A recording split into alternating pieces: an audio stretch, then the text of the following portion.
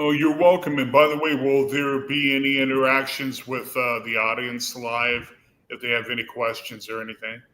Yeah, I'll keep an eye. I'll keep an eye on the audience. They're chatting pretty heavily right now. So once they see who this is, it's gonna be great. All right, everybody, here we go. Thanks for coming in. This is Michael Jaco. We got a special announcement show, big reveals. We got Paul Richard Price that's back with us once again. He's a genius within the space program, if you will, the secret information that's been restricted from a lot of us.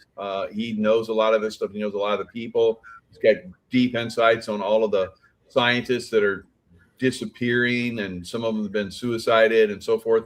So we're going to talk about that. So Paul, before we jump in, give us another little quick background that you have so people can see that you're super legitimate when it comes to this information. Well, I've been connected directly with, my name's Paul Richard Price, by the way. I'm a scientist and a book writer and former podcaster. I've worked on the subject of gravity modification since 1989.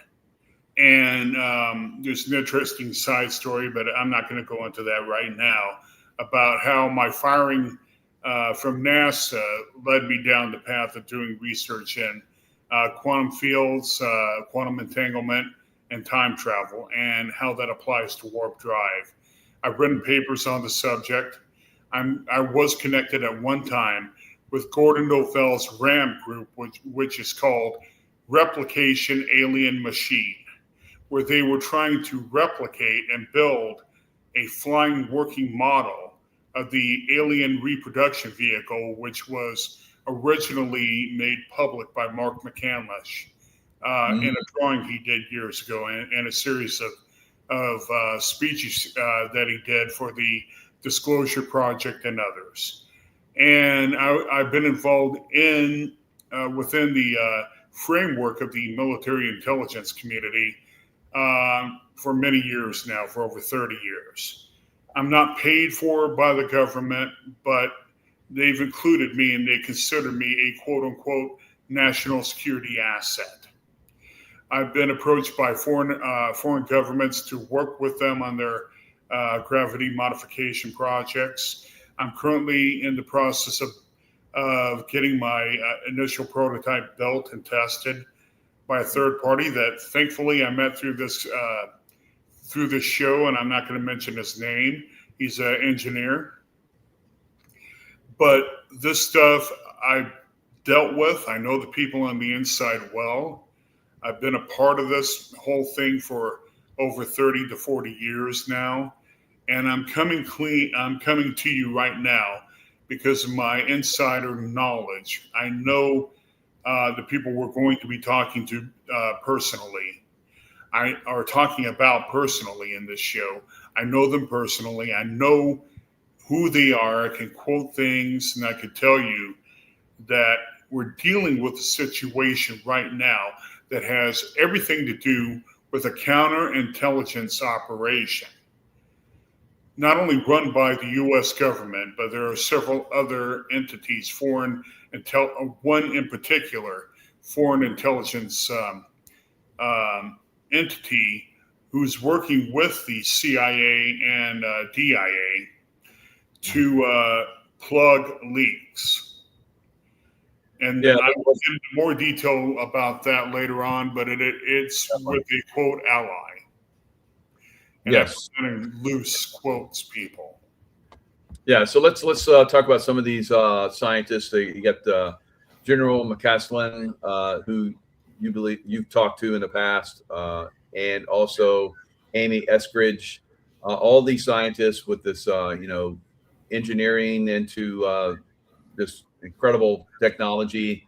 It seems to be, they're getting stopped out.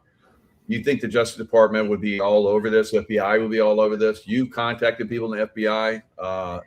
Amy Eskridge contacted the FBI a week before her death. That's very suspect. So there's elements like you're talking about from these agencies. Let's just call it who it is. The Israeli Mossad which is integrated into our intelligence agency and FBI. And it's almost like you were telling me earlier, they have carte blanche to, like, eliminate people that are bringing these technologies forward. But let's talk about that. Well, not only the people who are bringing technologies in here, but even Bibi Netanyahu made a statement publicly that if anyone talks against Israel or the Mossad, that they feel that they have justification to take out lethal action against them. That means even if you and I are discussing what we're discussing tonight, that they will brandish you as an anti-Semite, even though you're not. Right. Because what you're calling for is the dissolution of the government in Israel, not to the people. Most of the people in Israel, to give you a background on me, I'm Port Ashkenazi, Khazarian lineage in my heritage profile. They are not the true Jews, but they're the ones who are running Israel right now. Those who are part of the tribe of Judah do not want this secular government representing them. They don't. They've stated that. And to use a biblical term, Jesus Christ called this integrated Jewish faction the synagogue of Satan. And for good reason. They are, not all of them, but a good majority of them are evil to the core. Yep. And how this is integrated with the anti-gravity story is that, and let me do a preface here before I get into Mark Soal and what's going on with that. Yeah. Base and all that stuff. Yeah, that's going to be fascinating. Yeah, let me bring up to the audience that you put yourself in the shoes of the Mossad or Israeli intelligence or the Israeli government. It's not that they believe that these scientists are directly working against their self-interest. What they are more concerned about is whether or not they feel that their enemies, which includes Saudi Arabia, Qatar, United Arab Emirates, Jordan, and others who have access to hackers who can hack into these intelligence bases and pull records, classified records off, to build devices that they can then later on use against Israel. This is the whole thing we got to look at here.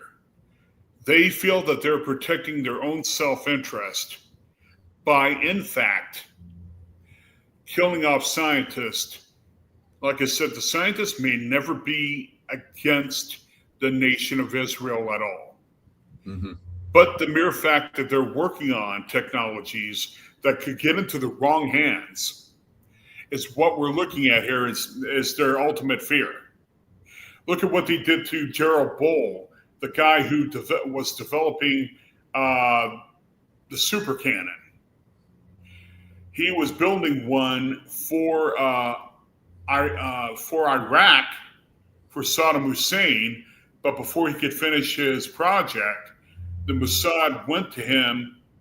I think he was in Jordan at the time, but I may be incorrect.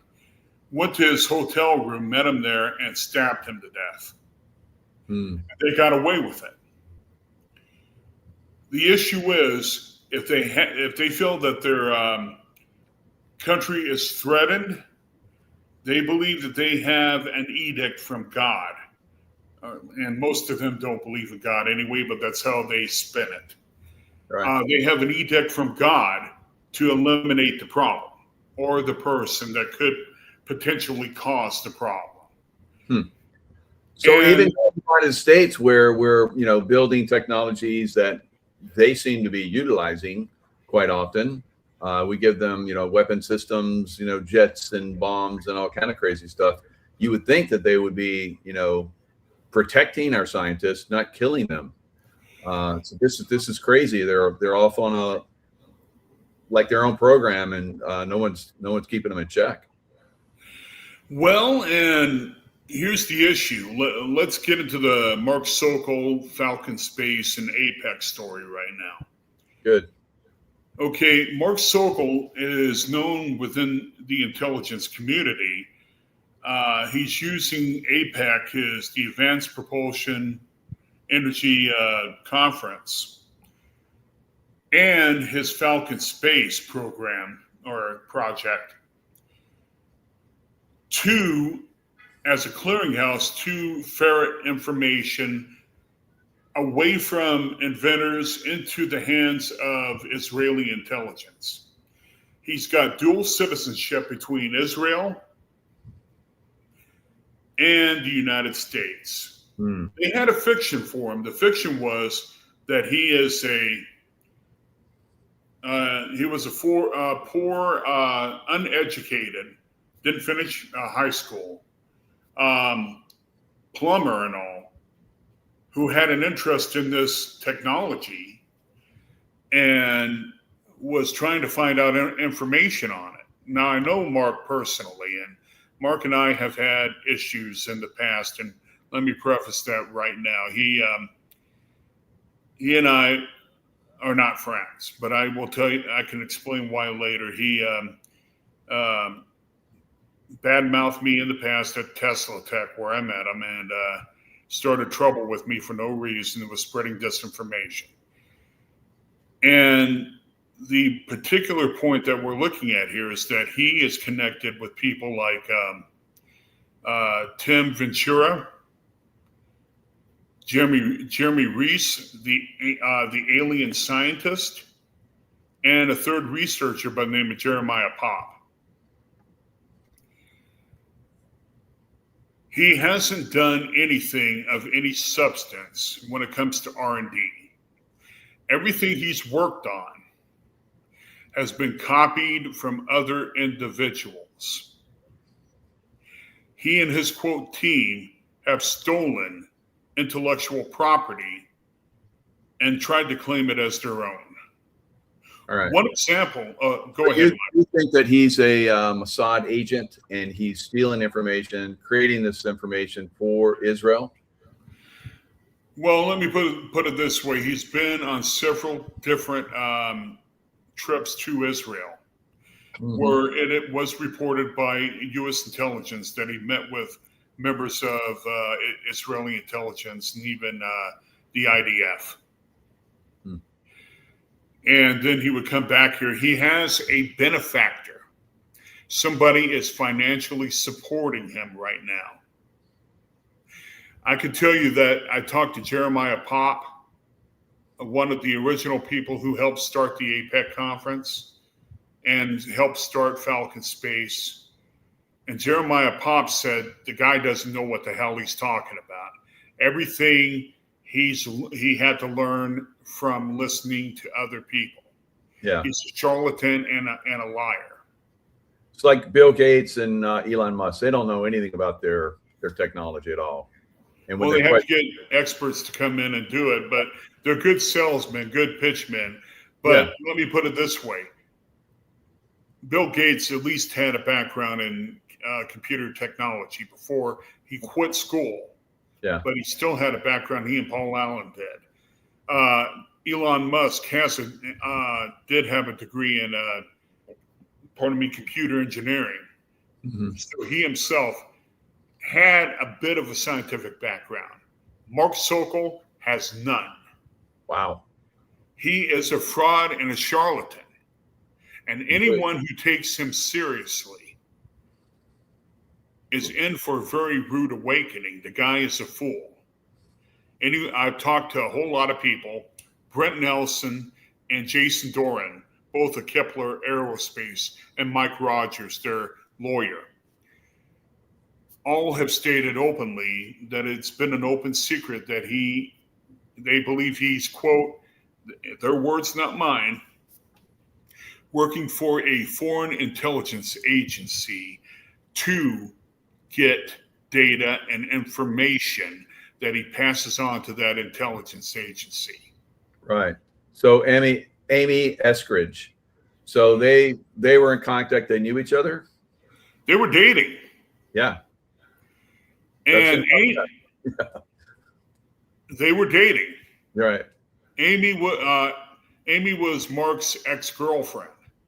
She broke off there, and I think they I may be wrong on this, and don't take this, take what I'm about to say with a grain of salt. Yeah. But I heard around the grapevine that they were engaged. Oh, wow. What Mark did is that he parlayed that into getting her to trust him, and he stabbed her royally in the back. She trusted him. She stated, and you can hear an excerpt of that. It was from her best friend, who is now going public, and on the Nancy Grace show. And I forget the guy. He's from Britain, and he was part of MI6, and he'd been good friends with Amy before she died. And he played that video or that audio clip where she was talking about Tim Ventura. She called him Tim, where she had confronted him about Mark. And Mark went into her apartment, started going through her computer, downloaded schematics and all of the project she was working on. That's the anti-gravity technology? What again? The anti-gravity technology? Yes. And that she was getting major funding through DARPA, I do believe, at NASA at the time, and it was under a classification. And he took that and he then parlayed that and put it into Falcon Space. You would think that they would protect her. What is going on with that? Because these scientists are obviously involved in some stuff that is benefiting the United States government, DARPA and NASA. It's like, why are they not protecting these scientists? That just baffles me. Well, it goes back to Ron Pandolfi. Ron Pandolfi had interjected himself into this story a while back. And he's pretty much the gatekeeper of UFO and alternative technologies for the CIA, Defense Intelligence Agency. And there's a covert group called CORE, which was made up of the former UFO Advanced Technology project that was done by Colonel John Alexander back in the 80s. Hal Puthoff was a part of it. Kit Green was a part of it. And for those who don't know who that is, John Brandenburg was a part of that.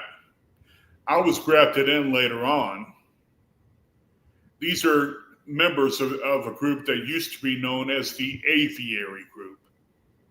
And I think you've heard of that, have you not, Michael? Yeah.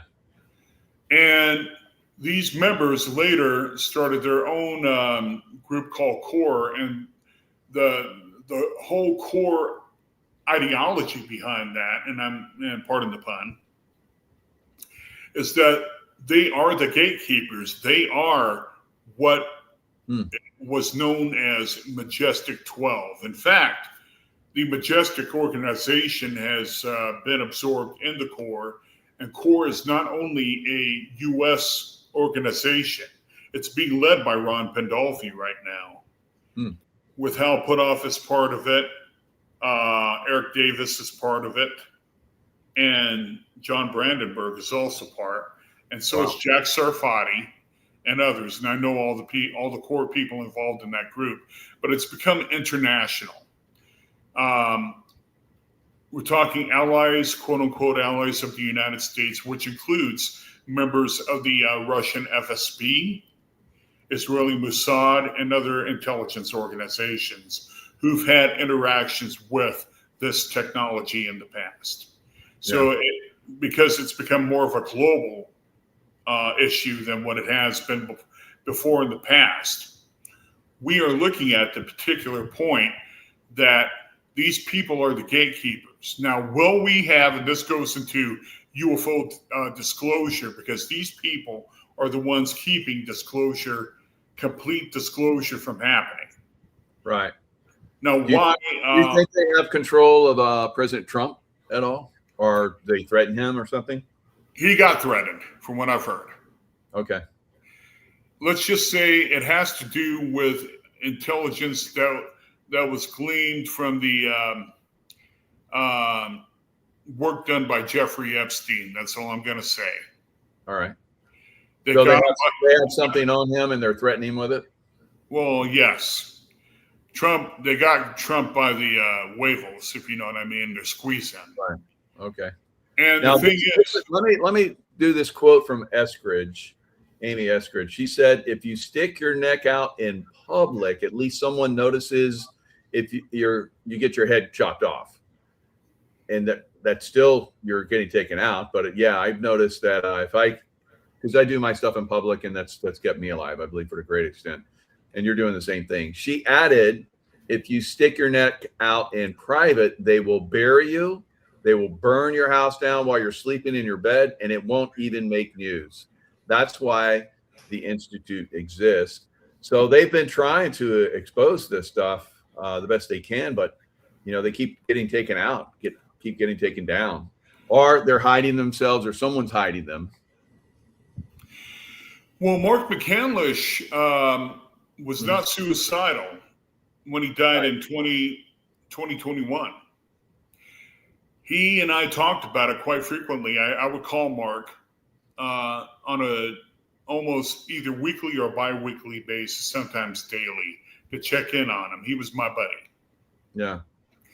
And just hours before he reportedly shot himself right here, I called him. He was trying to take a nap to check in on him. And he said, "Call me back later when I'm awake." And everybody that I've talked to who talked to him previously to his reported suicide has stated that Mark was when they talked to him, he seemed to be in a good state, positive. There was no indicator that he would commit suicide. Right. And even though the coroner, the medical examiner who found Mark's body after reported, and he and his assistant went to the apartment, told me on the phone that something weird happened. And I'll pass this by you, and I want your audience to think about it. Within 2 to 4 minutes after they arrived there in Mark's apartment, they found one Air Force OSI officer and one officer from the Department of Homeland Security came in and were asking leading questions to the medical examiner and his assistant. Now, these are federal agents coming in, talking with a ME, medical examiner, and sticking their nose and telling him what he needed to put into his report. And then afterwards told him that before you publish this, we would like to review it. Now, let me ask you, Michael. Now, number one, if Mark had killed himself, why would the federal government be sticking their nose into what should have been a civil matter within the jurisdiction of Shasta County? Right. Well, it's saying here that he died in Redding, California, Shasta County, and a shotgun blast to the head, self-inflicted shotgun blast, suicide. I can tell you that's impossible. The angle that you're describing with a shotgun blast, he was shot in the back of the head, obviously. So, and then they get the Air Force guy showing up. So do you think that the Air Force, because they have a secret projects team that we know from Area 51 and so forth, a lot of people have talked about it, that will put a lot of pressure on you if you start to get out of line. You think the the Air Force might be involved in this, and why would the Air Force be involved in this is because of the secret projects that they're involved with. Well, it goes beyond that. It's not the Air Force. The Air Force OSI officer was tasked to do surveillance on Mark. But not only that, it was the Office of Homeland Security. The strange part is they were there within minutes after the ME got there. And then they wanted to tell him, this is what you're going to write. Yeah. And I'm thinking, and even the ME thought that was strange. He told me on the phone, he goes, that doesn't make sense. Why is the federal government getting involved in a civil matter? And I heard that and I'm going, okay, that to me doesn't sound like he committed suicide. It sounds to me like he got offed by a covert intelligence operation. Yeah. And here's the other thing.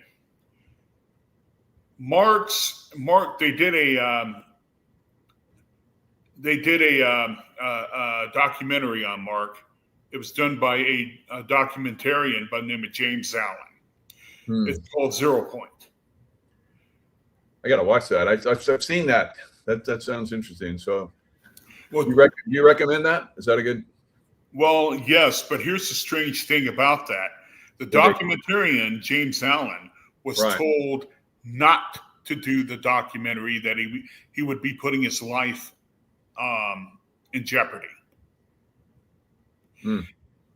He did it anyway. I mean, basically, if you watch the interviews that James Allen did before he passed away, he did the old FU to him, and I'm going to do it anyway. Well, within weeks before the release and before the final edit of the documentary came out, James Allen died of a rare form of fast-acting cancer.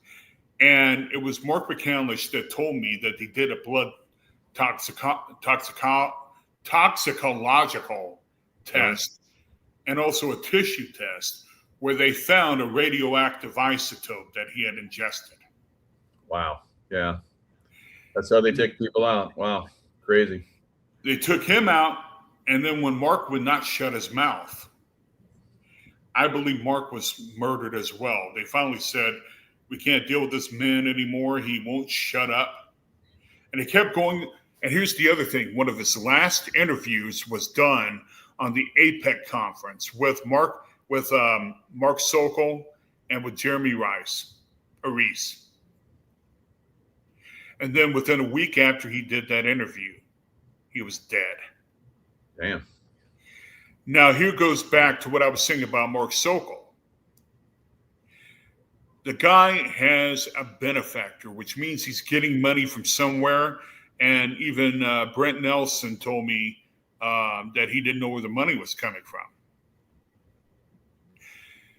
In my opinion, now there's nothing that I can confirm with this, but the rumor is that he's getting paid a substantial amount of money from either Israeli intelligence or a millionaire Israeli donor benefactor who's paying to have or to make sure that his company has an air of legitimacy.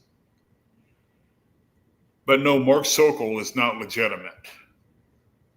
And the rumor had been, and I heard this from several people at the Tesla Tech conference that I spoke at, that he was working with a foreign intelligence agency. Mm-hmm. The only one, and then they kept mentioning that he had dual citizenship with Israel, and that he had been dating Amy Eskridge at the time, right before her demise. And if you hear that recording that her best friend did of a phone call, which he released on the Nancy Grace show about people, UFO scientists dying, and you can find that on YouTube. She doesn't mention Mark's name, but has enough clarifying data in there where you can actually, if you know the situation, you know that she was talking about Mark. And I happen to know people, including Dr. Brandenburg, who knew Amy, and everybody within that orbit made a comment that he was responsible for Amy's death, either directly or indirectly. Everything happened very quickly to Amy after she threatened, or after she reported him to the FBI for espionage and for treason. That when she died, that all went away. What's happening here, in my opinion, and we're looking back on potential murders and disappearances, which I hate to tell you this, you'll probably find that the biggest majority of the people who have disappeared are no longer with us, that they died. I'm sorry to tell people that. I'm hoping I'm wrong, and I'm praying I'm wrong, but yeah, I hope so too. Like if anybody, I think that that one general has possibility, because they haven't found his body. McCaslin, Air Force Major General William Neal McCaslin, yeah. William Neal McCaslin, and I met him one time before. It was a weird meeting in Ruidoso, New Mexico. He and his wife were down there vacationing. Huh? And he came up and talked to me. We just had a simple conversation. It wasn't about anything to do with UFOs. Or he asked me what I was doing. I told him, and I asked him, well, what did you do? He goes, I'm a retired U.S. Air Force general. And I go, okay. And I said, what kind of work did you do? And he goes, well, I worked on classified programs. And that's all he told me. And I knew better than to try to probe him about it. So, but he was a really nice guy. And I don't believe, in my opinion, because of what happened to me in the past, that there's any such thing as an accident. People like that don't come up to a guy like me and start talking to me just randomly. Right. In other words, for years, as I've told you before in the past in your audience, I've been watched very closely by members of Corps and other members of military and civilian intelligence for many years. And at this point, I'm not scared about it. I've learned tactics. In fact, ironically, I'm going to a church right now, and I believe that was set up. I received a flyer, and I went to a service. And Michael, guess who is leading that church? The two people. They were both retired Navy, and they worked in naval intelligence. Wow. Interesting. And they told me to stop talking about certain things. Oh, that's good. And I'm thinking, I don't think I need to go to church anymore. I love the guys, but I don't think it was by accident that I made contact with them. I think it was arranged. Yeah, it was arranged, and they gave you the message, and that was good enough. But you, I know, are talking around a lot of stuff. I've talked around a lot of stuff. I know a lot of stuff. People have come up to me and have revealed so many things to me, and I'm like, are you trying to get me to reveal that and get in trouble? No.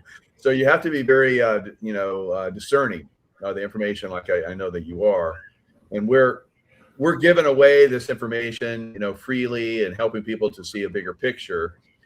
And I think that's one of the great things that we do. Now, the bigger picture here is, like we're, I think, alluding to, is there are groups within the military, groups within every organization, really, government, you name it, that are not for our best interest.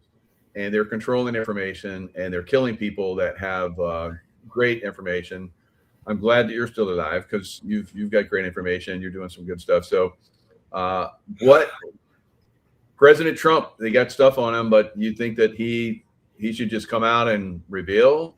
Because I think he needs to just lay it on the table, tell people this is what happened, and then he better tell Bibi Netanyahu, you ever effing, and I use that term, I'm not going to curse, but I'm going to tell you.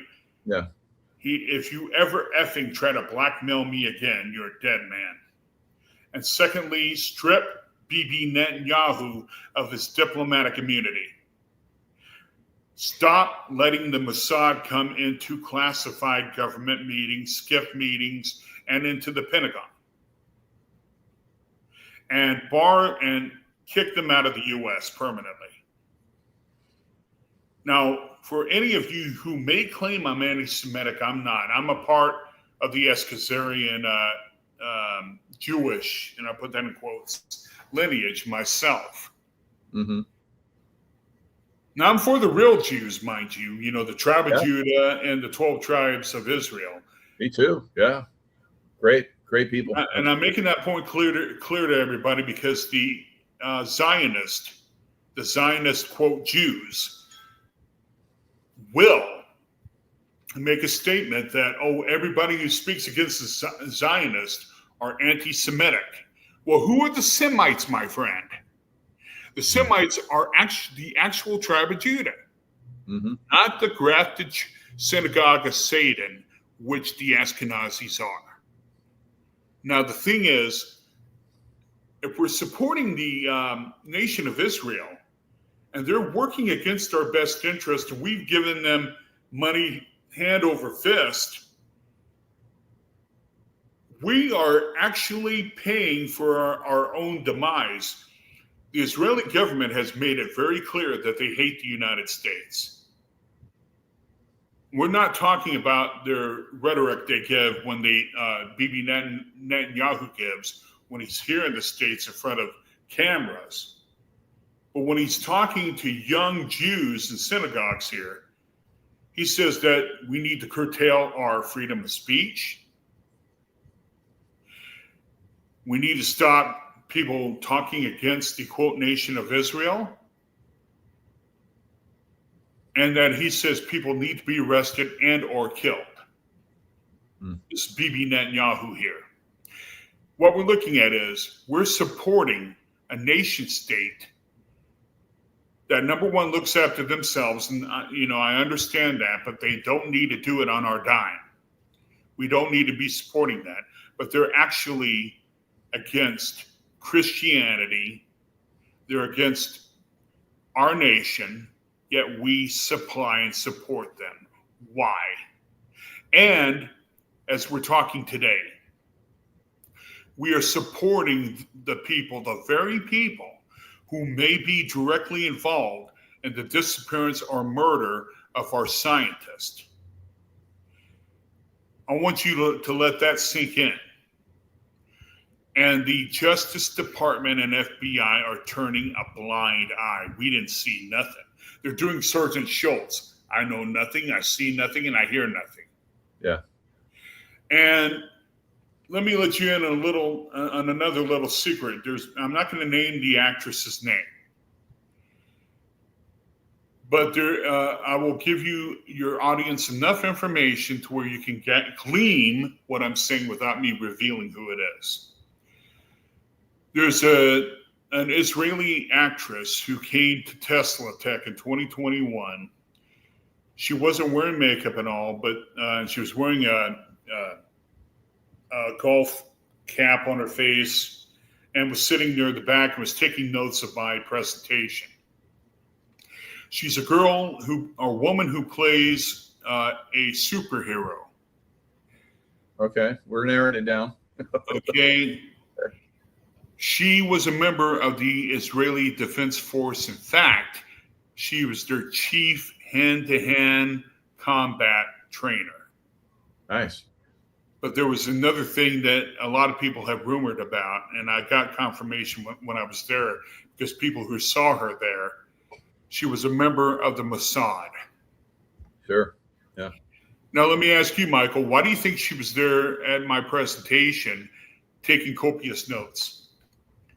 I mean, why would that actress be interested herself in listening to a presentation about theoretical anti-gravity warp physics? She's doing it because, Matt, you may be close. You might be hot. I think he's pretty hot. Yeah. Good job, Matt.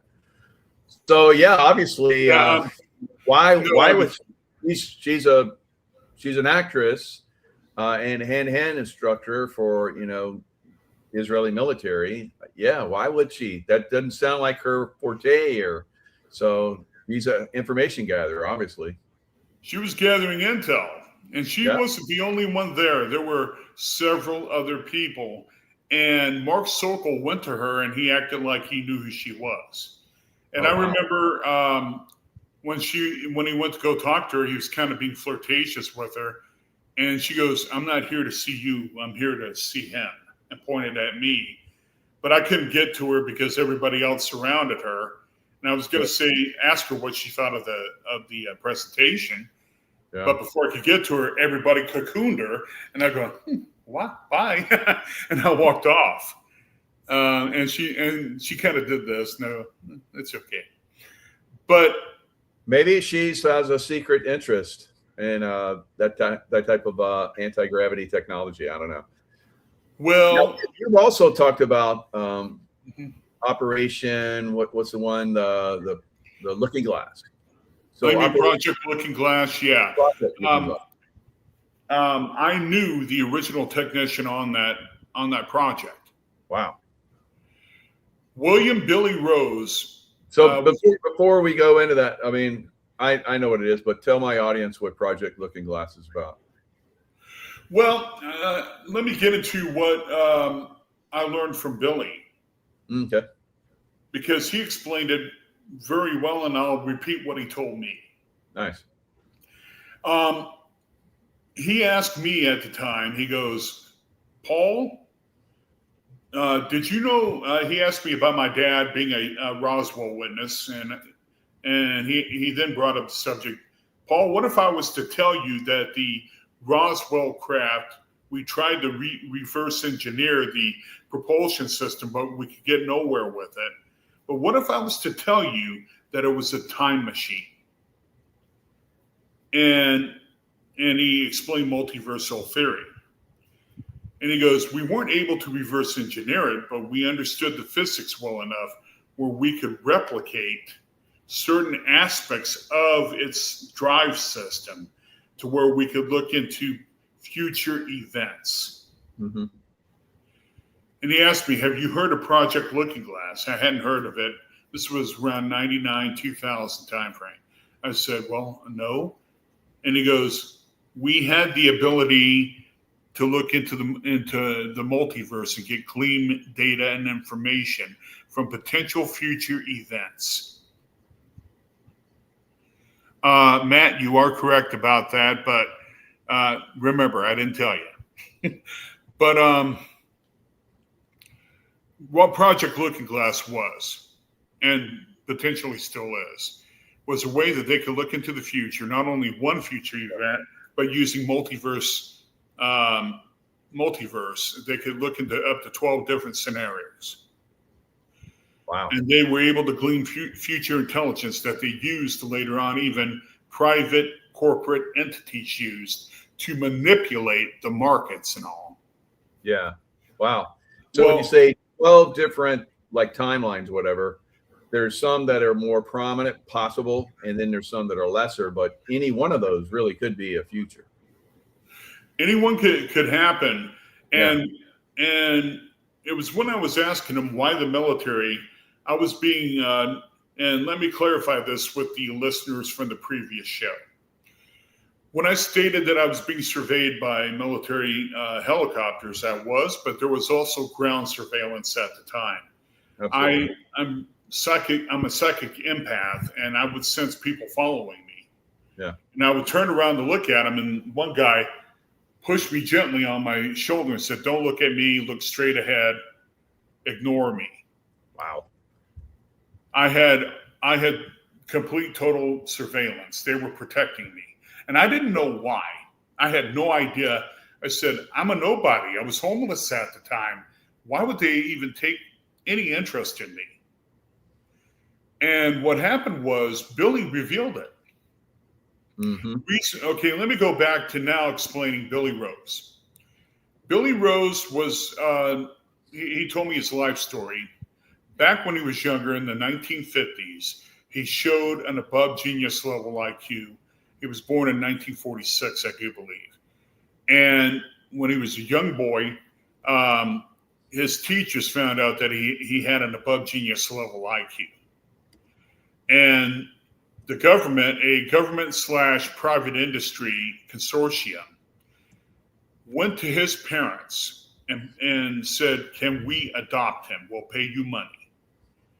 And what they did is that they put him in the gifted children's program. They paid for his education. He came out of it with a doctorate in theoretical physics and a master's in psychology. He then, to pay back the money that they actually paid on him, he had to work for both private industry and government contractors on military advanced technology programs. And he worked for Lockheed Martin, he worked for NASA, he worked for the U.S. Air Force, he worked for Raytheon and many others. And he did work at Area 51 and S4. So when people say that S4 didn't exist and that Bob Lazar was blowing smoke out of his anus, they're wrong. It was a real, I don't know if it's still there or not. It probably isn't. Reportedly, all the work that was done at S4, because it became public, was transferred to the Dugway Proving Grounds in Utah. So, I mean, it's not there anymore. But during that particular time, Billy had worked on not only trying to reverse engineer the Roswell propulsion system under the contract he had with the U.S. government, but he also was the original technician and designer of Project Looking Glass. Wow. And why my story was involved, and he told me about it, is because on every single report they were getting from all the timelines that they were observing, my name came up in every one of the reports. They were seeing you in the future, yeah. And I asked him, I said, well, what am I going to do? I mean, he goes, I can't tell you. Mm-hmm. He goes, what I said to you may have already affected the timeline. Wow. Yep. But then I asked him, I said, well, can you give me a little something, that'll help point me in the right direction? He goes, it's geopolitical in nature. And I went, geopolitical? I said, that has nothing to do with science. Okay. Okie dokie. And I went off with that. And I introduced Billy to Dr. Stephen Greer. Nice. In 2011, I did. Within 6 months after he went to work with Stephen, who already knew who he was. Wow. He was dead. When they found him, he had injuries from what I heard, and I talked to Billy's ex-wife, his widow, Sharon. He had injuries consistent of what would happen to the body if you ran a car into a cement wall at over 110 miles per hour without the brakes on. God. Man. And wow. They found him in his bathroom. They tried to claim that when they found him, his skull was crushed, his vertebrae was crushed, and he had a crushed shoulder blade and collarbone. Those are injuries that you cannot do on your own. No. In other words, what happened to the poor man is he had the holy living crap beat out of him. And it's because he did not keep his security oath. He revealed sensitive, compartmentalized information. And how this segues into the story with Amy Eskridge. She wasn't revealing any classified information in any of her interviews. But she became a security risk when she threatened a Mossad asset. And that was Mark Soal. Now, was the U.S. intelligence community involved in her death? I believe it was peripheral. I do not believe that they got their hands dirty in it. Yep. But the Mossad sent agents to her home. She was probably drugged before this all occurred. She got drugged. Mm-hmm. And after drugging her, they arranged for there to be a suicide, to which she killed herself with a gunshot. Right. In other words, she didn't kill herself, but they staged the body, staged everything. She was drugged to where she couldn't fight back, and then she got killed. Yeah, it's maybe something that's like over your head. I mean, I don't understand why some people they don't just drug them to death and just leave them that way, or maybe it's they mislead, they drug them, so they got to cover up the drugging, so they gunshot blast them, to pieces, and they put a suicide note out. Why do you think they do that? And like heart attack machine or something like that, it's like, oh, they had a heart attack. Yeah, it was a heart attack machine. Why do you think some of them they just desecrate their bodies by blasting or beating them to death or whatever? It's crazy. Sucks. They needed plausible deniability. Yeah. Drugs can be traced back. Sure. Yep. A suicide, they can make it look any way they want. And the same with what happened with Mark.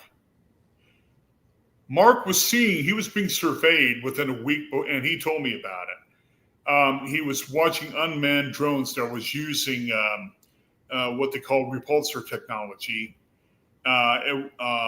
pretty much anti-gravity technology. And he had seen them. They were flying around his house. He reported it, but people were saying he was crazy. He wasn't. And I know for a fact that he had become a liability to the U.S. government. Number one, when he became a sovereign citizen and didn't have to pay income taxes, and he owned a crap ton of guns. He was being visited pretty much every week by the Office of Homeland Security and by the U.S. Marshal's Office, because they thought that he may be a potential terrorist threat, which he wasn't. He was a patriot beyond patriotism, beyond what a patriot would be. I mean, Mark was the epitome of a patriot, a constitutionalist and all. He wouldn't have done anything to hurt anybody unless they tried to hurt him. Then all the gloves were off, or his family. But he was a pacifist. He wouldn't fight anybody. The guns were there for his protection. But because Mark became a sovereign citizen, their excuse was, we have to make sure that he isn't going to go off the rails and kill somebody. However, there was more to that. He was involved with Gordon Novell, and he had death threats made against his life from Gordon and other members of the RAM group, which I was a part of. So I have an insider knowledge as to what happened with RAM. And Gordon, it was a proxy way of how the U.S. intelligence community were, they were being blackmailed by Gordon. He had information on them. And then they used RAM to help funnel money into Gordon's coffers. Gordon never used except for one small bit of that money. Used it for the research that he was claiming he was going to use it for. He actually used it to buy hookers and drugs. He had a morphine addiction or heroin addiction. He did. Gordon did. So it was as soon as he lost the blackmail that with Gordon, it was within about a month or two that he passed away at a nursing care facility where he got that MRSA infection and a broken. Now, he did have diabetes, mind you. Let me tell the audience, Gordon did. Give the audience that information. He did have diabetes, severe diabetes. He was a stage 1 diabetic. But the crazy thing about the old fart is that he used to mix heroin in with his insulin. Yeah. Crazy. And I knew that because I knew Gordon. Yeah. But Gordon, you could have said that he had to have his foot amputated and his leg, I think, amputated before he passed away. Diabetes. Yeah. MRSA, the flesh-eating bacterium, was introduced when he went in for surgery. Wow. And that's what Mark found out before he died. Damn. is that, and they ran and Mark paid for it out of his own pocket, if I remember correctly, paid for them to do a toxicological DNA exam to see where that bacteria derived from. And he was able to find out that it was from Fort Detrick, Maryland. Jesus. From a batch from Fort Detrick. And Mark was going to have Gordon's death investigated as a murder, as a homicide. Mm. And in fact, before his death, before Mark died, I believe he was going towards that avenue to investigate it, so that way people would have been brought to justice, and he was never able to accomplish it. Yeah. Well, and here is one thing I want to share with everybody, and thank you, Mary. I think I might need to do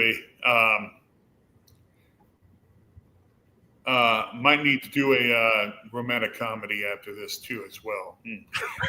Yeah. But It's got to unwind from all this. Yeah, it's pretty deep stuff, no doubt. well, and let me tell you guys something. Mm-hmm. Mark McCandlish had been invited to testify in front of Congress by Marco Rubio. Really? When was Yes. that? Mark died in 2021. It was supposed to be later that year. They were going to initiate UAP testimonies later that year in September. And Mark had been in contact on the phone with Marco Rubio. Wow.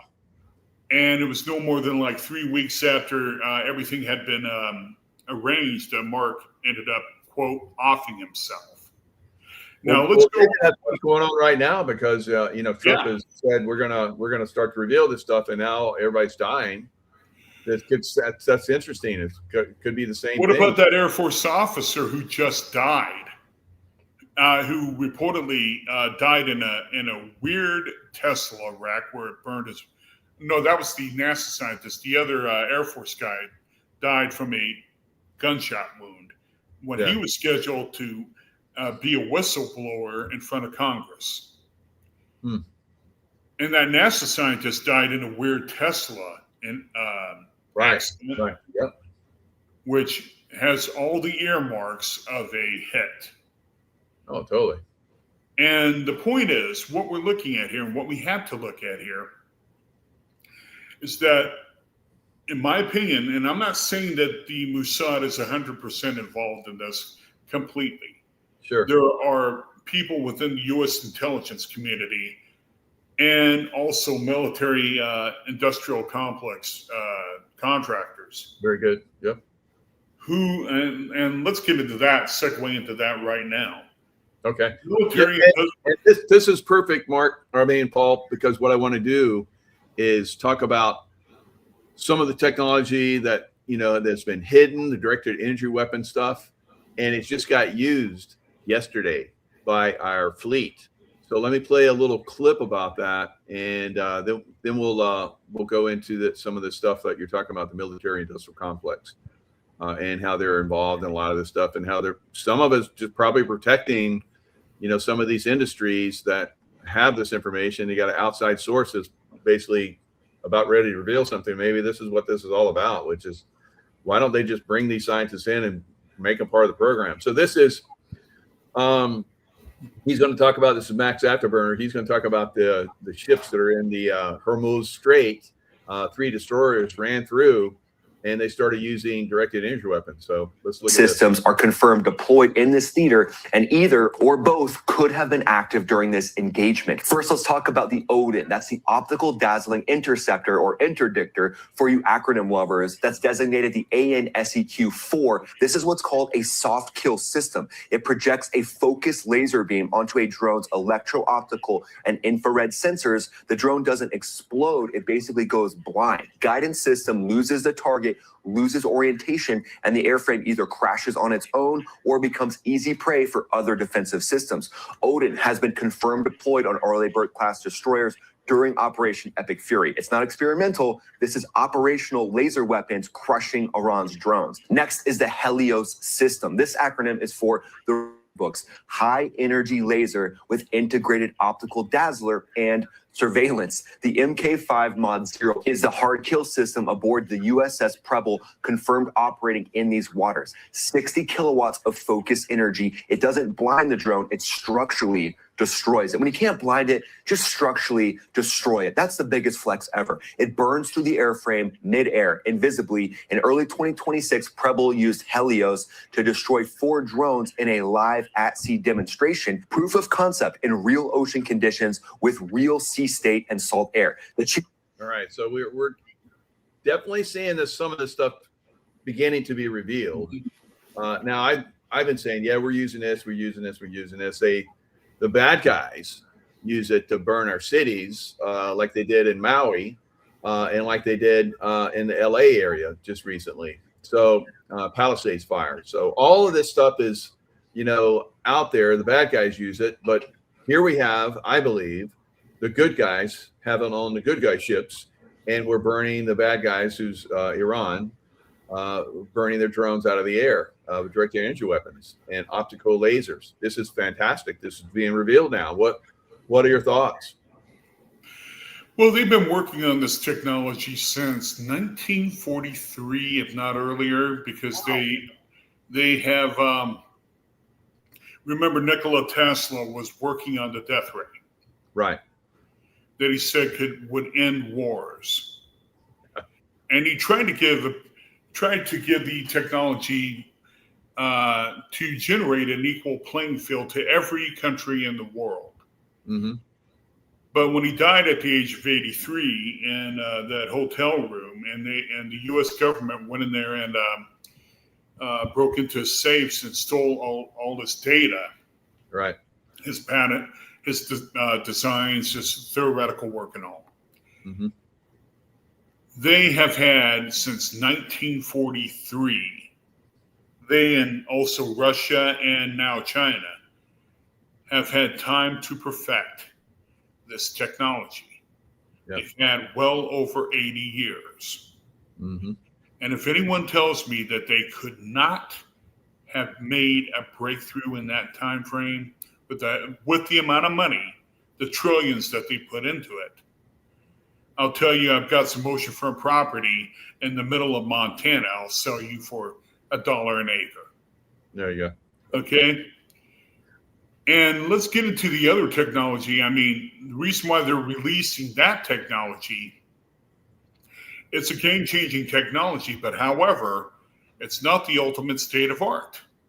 And this is where this comes in as to why they don't want the UAP technology to be made public and to be disclosed, and why people like Amy Eskridge and others may be dying. Now, Amy, I believe, was a Mossad hit, as was Gerald Bohl, the Canadian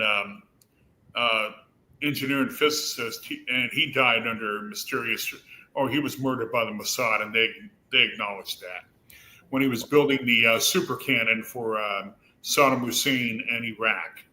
Right. But there are not only foreign actors working on this, but there are corporate actors. Yeah. And I'll tell you one thing. This is fascinating because it does have legitimacy that they would go out and unfortunately kill these people, or fortunately, however you look at it, because we can go all the way back to Constantinople, the fall of Constantinople. So the cannon maker that could have changed history came to what was it, Constantine the 11th, I think it was. And he said, "Hey, I got this cannon. It'll help you. It'll help change the, against the Muslim hordes. You won't be, taken out." And he's like, "How much is it?" And he's like, "Blah blah blah blah blah." And Constantine's like, "I don't have that kind of money." So he went to the Muslims, and the Muslims were like, "We'll pay. Make as many as you can." And that's what brought down the walls of Constantinople. And so yeah, Saddam Hussein, if he gotten that energy cannon, but God, that'd have been crazy what he could have done with it. And if Iran had gotten the bomb, they could have done incredible things with it. So we're stopping some of it in some places. The good guys are, but then the bad guys are trying to are the good guys. I don't know whose side they're on sometimes, are trying to take out some of these people that could be revealing this information that could help us or maybe hurt us. So it's kind of hard to pinpoint, where and who is on the good side and who is not sometimes.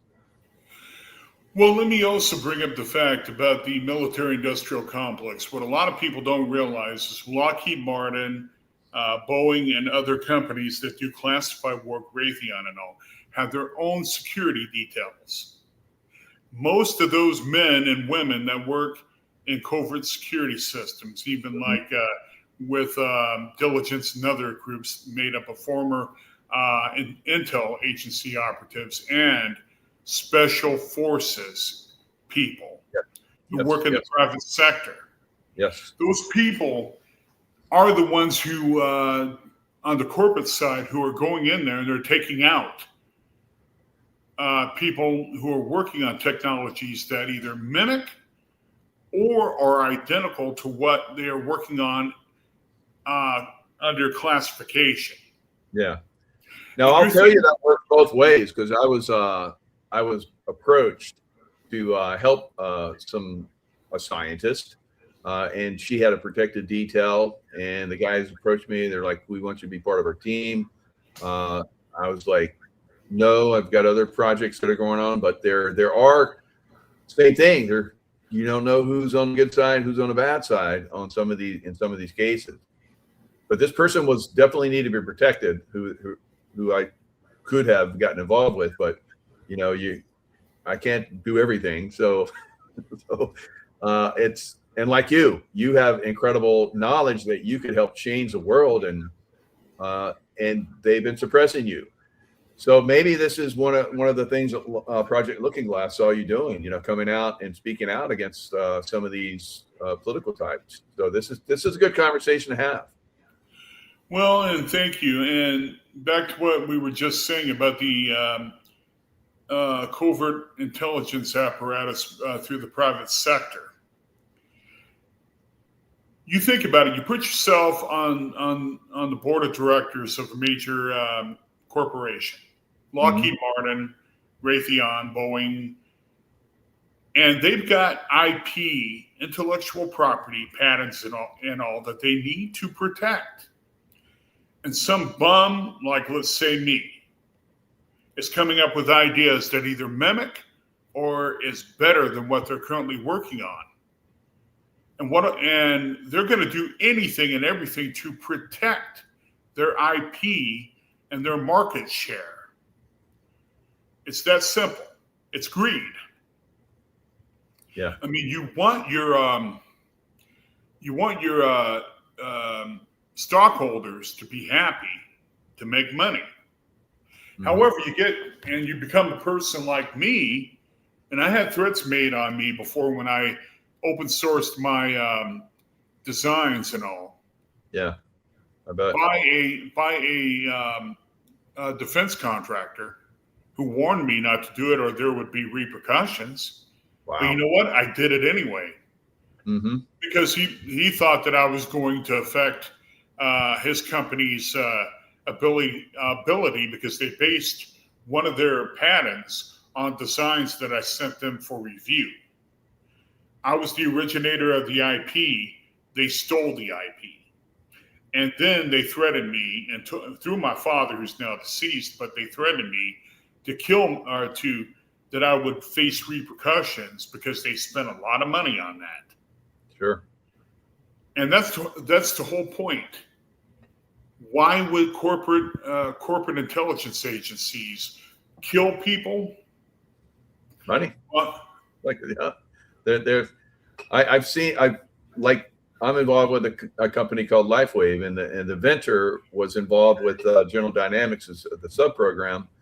He was going to save them all kind of money on a hydrogen program that was going to make oxygen better, and it would save them all kind of money. And they're like, okay, we're going to put you over here with these SEALs because we're making a lot. And I interpret it now when I look at the program, we're making a lot of money, and you're going to cut our money. And he thought he was doing a good thing to save money for the Navy. And this company was like, get out of here, and then he went to help the Navy SEALs. He was helping the Navy SEALs, and Obama comes in and is like, get out of here. You're helping the Navy SEALs in the the medical establishment's not benefiting from this, so you're out of here.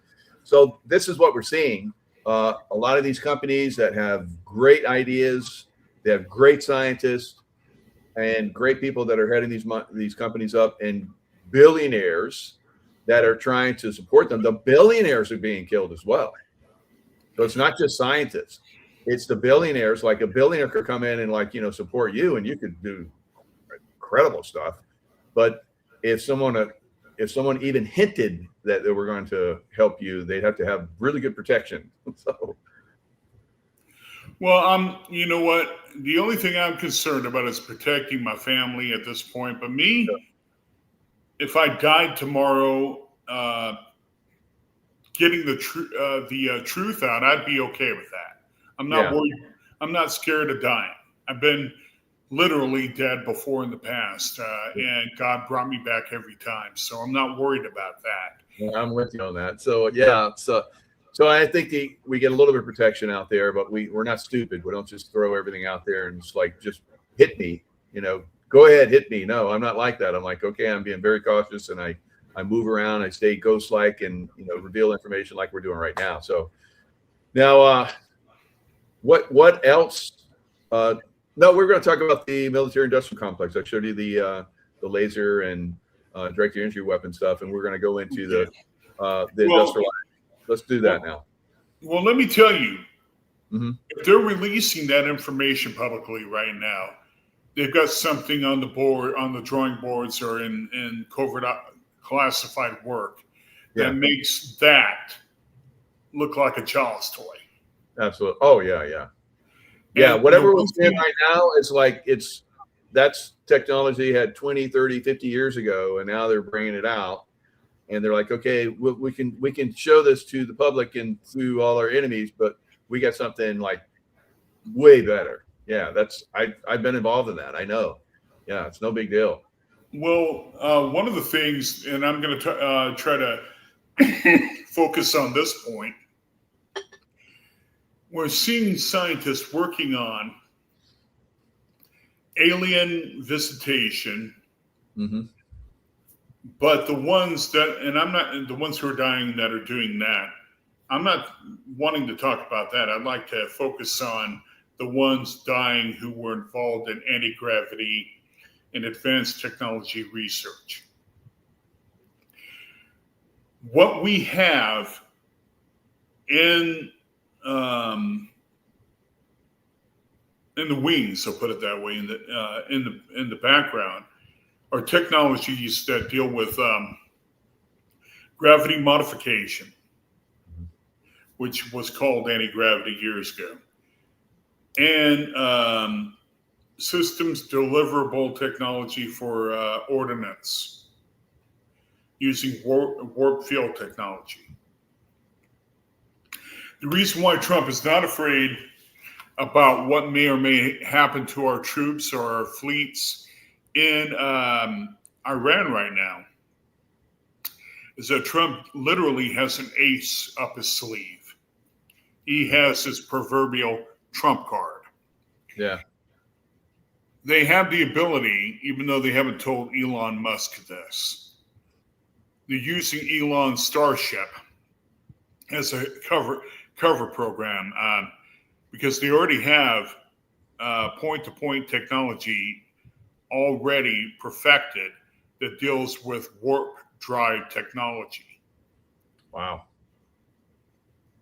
And if anyone knew what I know, this is where those scientists became a liability, Amy being one of them. And General McCaslin became another one more recently, and even including Mark and Billy Rose. It's not so much that the technology is out there as how much money it would take to perfect it. We're not talking millions, people. I'm not going to get into the minutia or specifics on how much it would cost. But in some projects, proof of concepts, you can build a working warp drive anti-gravity system for under $10,000. Holy smokes. Wow. Now, you work, Michael, in intelligence, right? Oh yeah. You tell me this: if your enemies knew that they could build a point-to-point transport system like the TR-3B Black Manta and develop it as a payload weapons delivery system, where you can flash in, drop your payload, boom, and then flash out again. Yeah. That gives you what? First strike capability. Yes. They already have that. They've had it for at least. I've seen this. I remote viewed this, that they came in like you're talking about and dropped a nuke on Israel and then flashed back out. So, and I think that one thing that's happening right now is because Trump got involved, and they're about to do that, and that's why we hit Iran. Well, see, here's the particular problem. The Israeli government and the Mossad has enough intelligence that they know how much these systems would cost to develop. You can do anything on a shoestring budget using and reconfiguring existing technology to work in the way that you would want it to work. It doesn't have to cost a hell of a lot of money. Yeah. But if your enemies can acquire this technology for on cheap, that becomes a security threat. Absolutely. And Iran, I'm going to give you a bit of news. Iran is a part of the BRICS nations, including Russia and China, India, and Brazil. Right. They have a mutual security compact with their member nations. And Iran is the I in BRICS. Iran is a part of that. What a lot of the United States government is not telling the people right now is because of that mutual security compact. Russia and China are feeding weapons technology to Iran for their defense. Russia and China both already have anti-gravity technology in one form or another. I bet, yeah. If Iran acquires that technology, it's game over for Israel. They know that. And what they're going to do is that they're going to eliminate any potential threat that could either intentionally or accidentally feed Iran, even through their hacker organizations, technical intelligence to build these devices. These devices are far more security sensitive than even the atomic bomb. Oh, absolutely, absolutely. And wow, Paul, I think you've gotten down to the root of all this, because we're hashing it out. Why this, why that, who's in control here? But I think we're hitting on it. I would say those guys that are involved in these programs to take these people out, he's got to, because a lot of these guys, I can tell you, when I was involved in these programs, you don't ask questions. Right? You just do. And if you ask questions, that's going to get you exposed and get you taken out of the program or something worse. So I would say that some of these people that are involved in these programs, they need to really start to maybe get involved in turning that around, where you're going in and just carte blanche because you're told to either kill somebody or stop out a organization or group or something like that because you're told to. We got to get away from that. We're not in that world anymore. So we have to get to the point where we stop all that stuff out. Oh, I'm in 120% agreement with you, or 200%. The issue is, what we're looking at is that they are hiring. My father was in the Phoenix operation in Vietnam. They only hired people, the CIA did, for Phoenix, who were, I'm sorry to tell them, psychopathic or sociopathic. who had no issues in killing. Yeah. And to people's defense that, we're involved in that, guys, it's like some people just aren't, I just want to be a psychopath. It's like they're trained to be that as children, and then they come up in these systems and they're recognized. They're like, okay, go get him. We've trained him since he's a little boy to be, or a little girl, whatever, to be psychopathic, and let's activate it and put him in. So that's what happens, unfortunately. We've exposed this for a long time. These programs that go after children, and it's part of families. Families are like, okay, we're gonna abuse, sexually abuse, whatever, these our children, and they're gonna get, compartmentalized in their minds, and then from that we can start to, make them geniuses and all kind of crazy stuff, and then send them out to do all this crazy stuff for us. Well, and look at what's happening with child trafficking and all right now. Yeah. And especially, and I hope you don't mind me segueing into this. I know that a lot of teen influencers and all are being groomed into going into trafficking later on in their lives. Sure. And I'm a grandpa now, thank goodness. And I've got a grandson who's now 14 or 15 years old now. Wow. And I would kill anyone who would try to bring him or threaten to bring him into trafficking. And that happened before, he and his brothers. So and a lot of these companies are involved in that. And we're even talking about corporations dealing in the military industrial side. And we need to find a way to bring back our humanity. Yeah. Yes. And children, unfortunately, are being groomed. Like my father, he was beat on as a child. He was excessively abused by his father and his siblings to a point where it basically fractured his psyche. Yeah. And that's why they could hire him and put him, and also he was an expert marksman in the Marines. So they could hire him, and he had no conscience. But the issue is, we need to find a way to bring back our humanity. For all those who are working in either private intelligence organizations who are listening to this, and I know that they're there, and in U.S. intelligence, government, whether it be military or CIA, I'm going to bring this up to you. Go against your programming. Yes.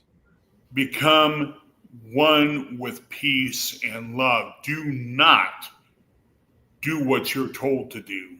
The money's not that good, and when you die, you're not going to take that money and property with you when you go. Try to do something that's more positive for humanity. Here's the issue. We're in a dark place right now in our country. They tried to kill the president 3 times already, maybe more. I've heard that there may have been 2 more opportunities to kill Donald Trump that were were thwarted successfully at that point. Right. What we need to do is stop the rhetoric and start learning to work with one another. We can defeat what is going on. Number 1, for all of you who may be working on classified projects who are afraid for your life or lives, I want you to do one thing. Don't think that you're going to die or that they're going to kill you, number 1. Do not project that. Be positive and say, despite what they do, I'm going to be protected.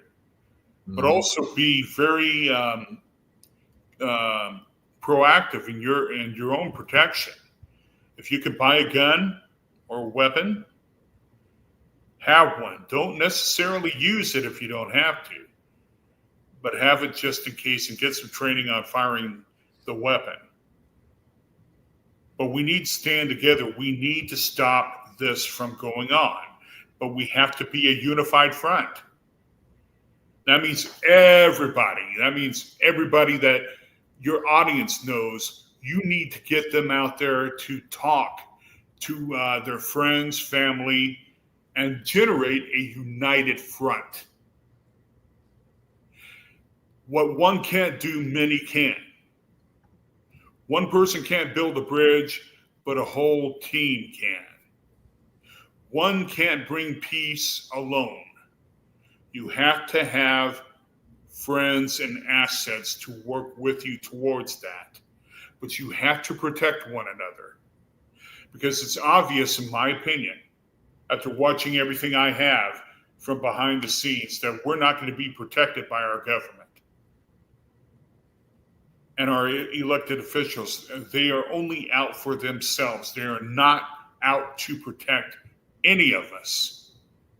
So we must unify and protect ourselves. Yeah. We do have, like we talked about earlier, some cases, a couple cases. We have Representative Tim Burchett. He's launching the UAP caucus, and Anna Luna Paulina. So we got a couple out there that seem to be in the right place. But yeah, you're right for the most part, and we need to support them. We need to get behind them. I agree.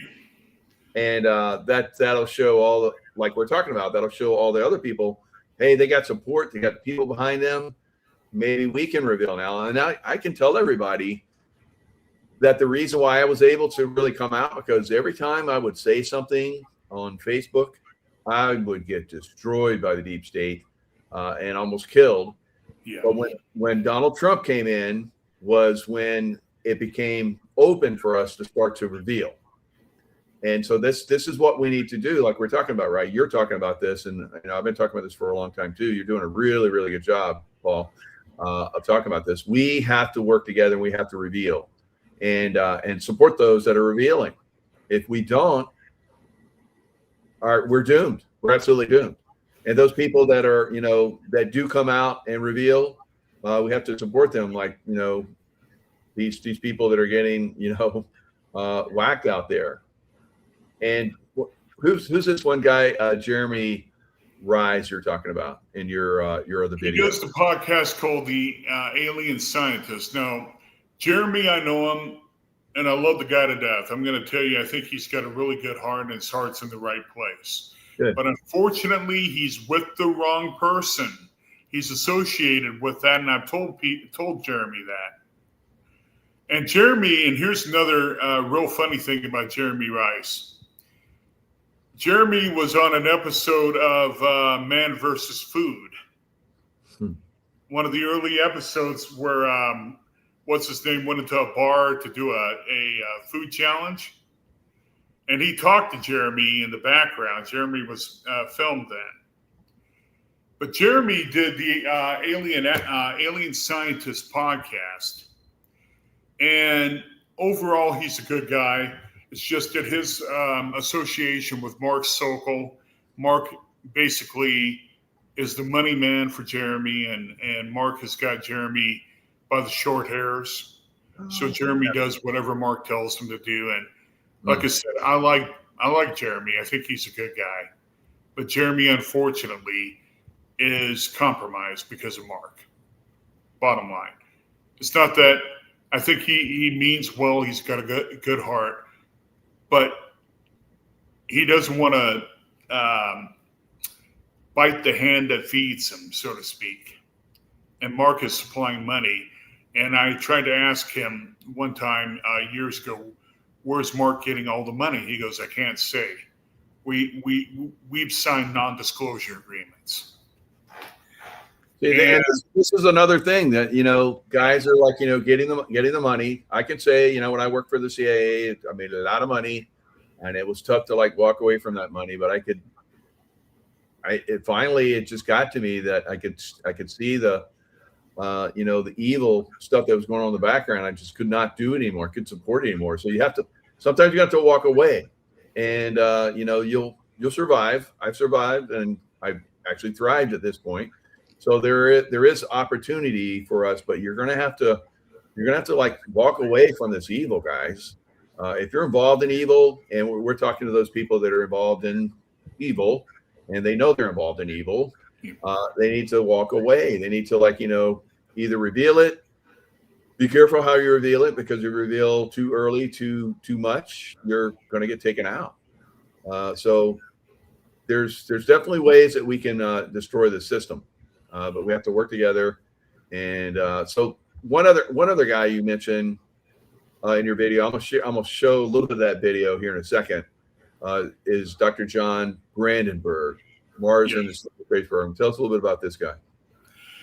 Well, he's a plasma physicist who worked for Lawrence Livermore Lab, Los Alamos, Orbitech at one time, and is now currently, and also Morningstar Applied Physics, and then with Kepler Aerospace. And he's working on generating a reactor design, but I'm not going to go into any detail with that, because I'm not going to give away the proprietary information that John's working on. I'm not going to reveal that to anyone. But John was also on several episodes of Ancient Aliens as well.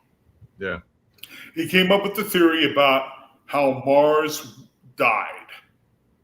And it was from a bombardment of two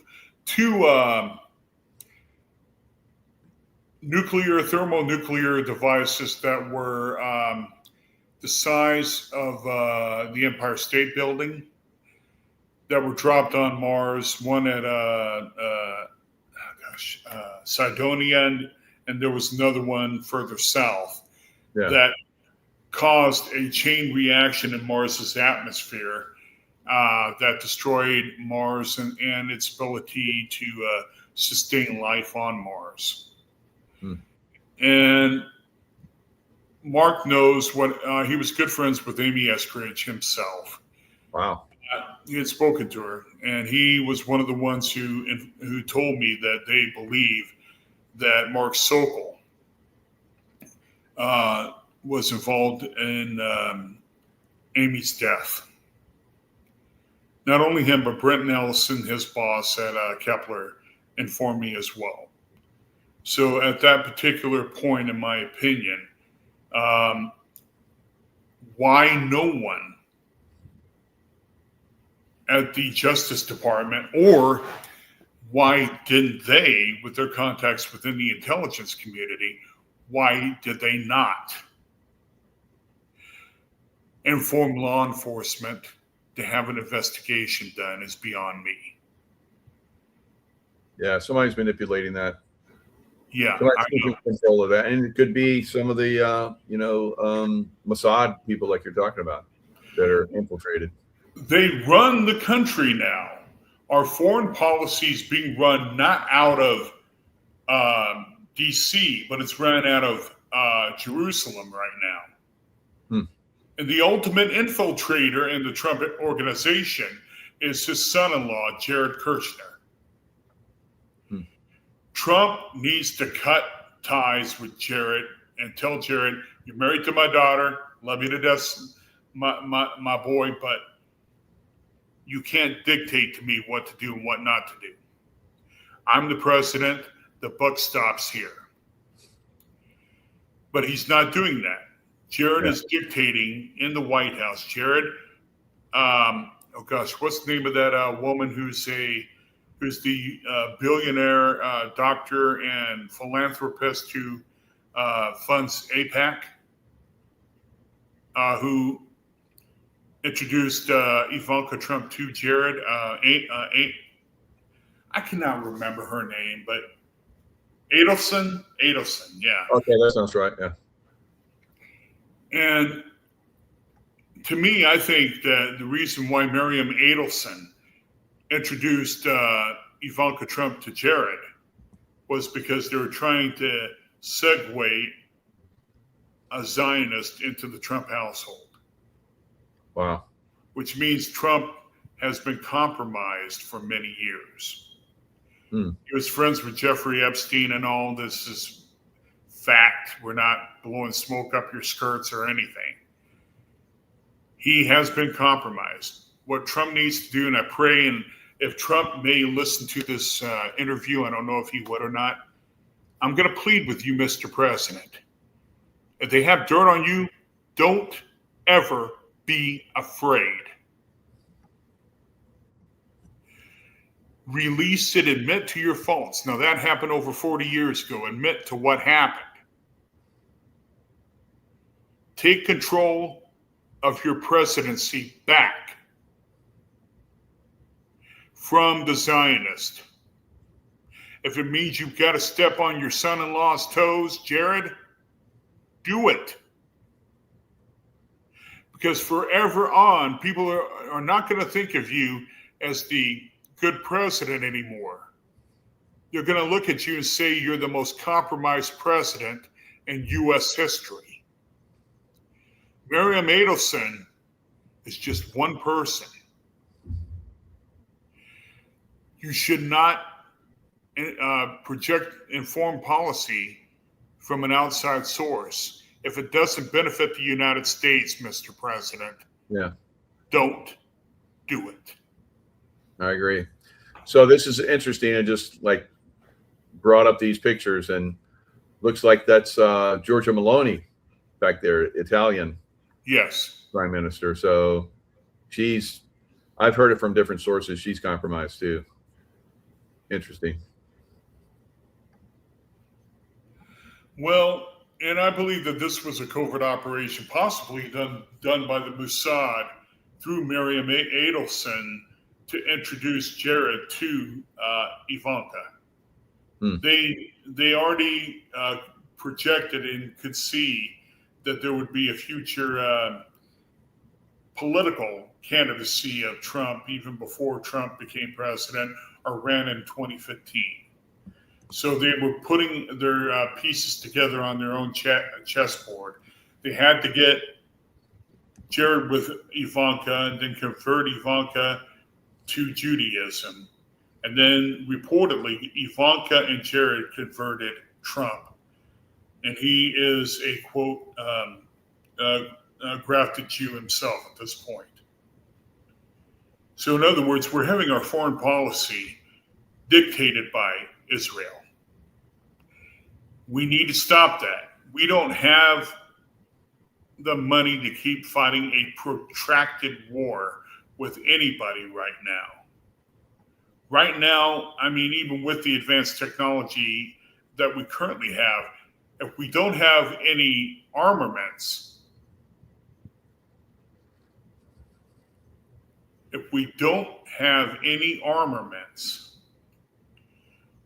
any payloads to deliver with these technologies, if we don't have a way to fight back, then we've compromised, unfortunately, our country to a point where we cannot fight back in a war with our enemies, including China. China's waiting in the wings right now. They're hoping we will fail. Yeah. So, well, Russia, not so much. Russia is fine with containing the Ukraine and keeping that contained. Russia, they have more weapons than we do right now in their stockpiles. They'll wait until China does something, and then they might end up joining China in any type of attack after China initiates the attack on the United States. And this is why Trump is trying to acquire a new country under the umbrella of the United States. And let me ask you, Michael, you know what country that is, don't you? Which one? It's an island country south of Florida. Cuba. Cuba. How about that? Huh.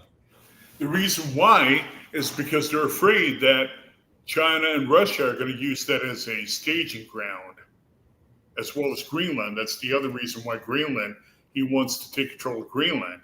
Right. It's because they will use both those nations as staging grounds for an attack against Canada and the United States. Like they've done in the past. That makes sense. So this is and that girl has Trump wrapped around her finger. Which girl, Mary? It's like Adelson or Ivanka. So, Oh, both. both. Yeah, we said it at the same time. It's funny. So yeah. The point is, you got to understand, Ivanka. I met Ivanka. I had a brief meeting with her at a Walmart when she was doing the road trip for the Apprentice 2, Apprentice LA. Wow. She came through the Walmart that I was working at, and she went through my checkout line. She was the only one, and I thought, a 6-foot+ tall woman wearing high heels and looking hot. I'll admit I was admiring her beauty, and I couldn't see her eyes because she was wearing really thick sunglasses. And I thought, diamond-studded sunglasses in Walmart? And then I asked her, I said, well, she goes, can I come through your line? I go right ahead. And I didn't know who she was. And I said, what are you doing here? I'm here on my father's business. And I go, well, what is your father's business? She goes, well, you could say he's into real estate. And I go, I tried real estate a while back and I failed at it. She laughed and I got her to giggle. And I said, where are you going to? She goes, I'm going out to LA and I have to go through a road trip and Walmart's paying for it. And I have to go to each and every Walmart store and show up there. And I said, well, I hope you have a safe trip and I'll be praying for you. And she goes, why would you pray for me? You don't even know me. I said, I would pray for anyone. And I said, you got a long trip. And she looked at me and she goes, thank you.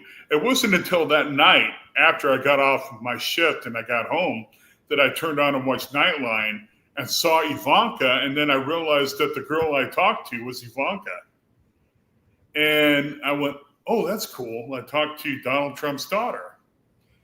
Well, and she's really nice. And I even know Jared Kirshner. I met him prior to Ivanka in San Antonio, Texas, at the Jewish